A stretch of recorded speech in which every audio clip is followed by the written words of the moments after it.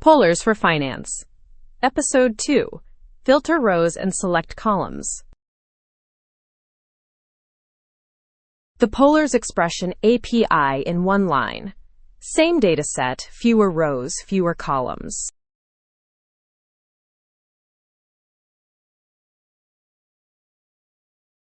Filter cuts rows. Select cuts columns.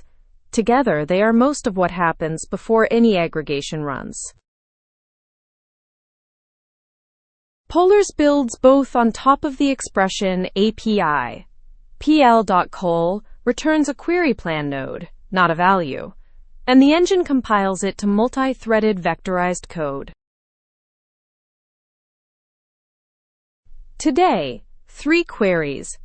Apple closes above $200, 3 columns out of 8, and the chained filter plus select on high-volume bars.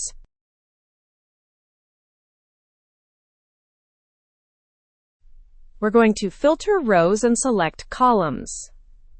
The Polars way. 3 queries, 1 script.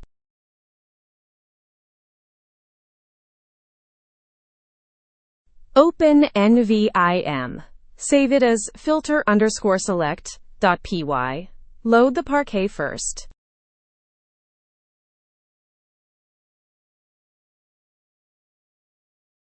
First query. Keep rows where the ticker is Apple and the close is above $200. Filter takes an expression, not a boolean mask.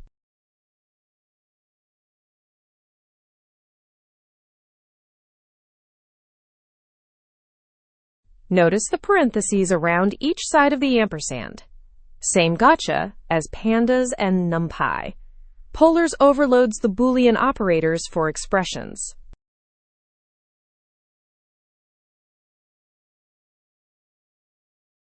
Second query. Select.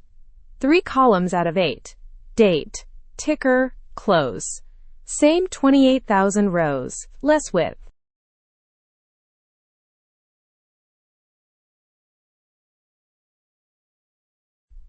Third query.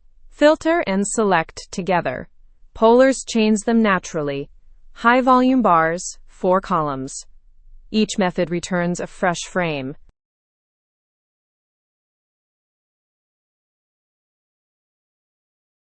Save and run it with Python.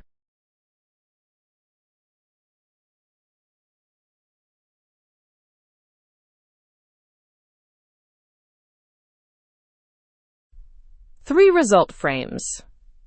Smaller each time. The expression API in action.